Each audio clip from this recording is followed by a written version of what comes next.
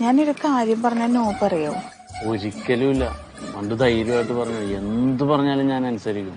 ഞാൻ വെള്ളത്തിലോട്ട് ചാടണം. അതൊന്നും വേണ്ട. പിന്നെന്താ?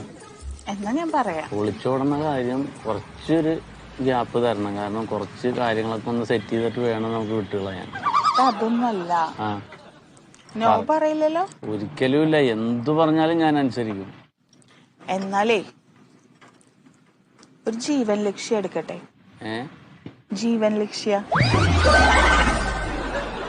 എന്ന് പറഞ്ഞാ ജീവൻ ലക്ഷ്യ പോളിസിയില്ലേ, അതായത് ഇപ്പൊ ആര് മരിച്ചു പോവാണെങ്കിൽ കുടുംബത്തിന് ആ പൈസയൊക്കെ ധനസഹായിട്ട് കിട്ടും.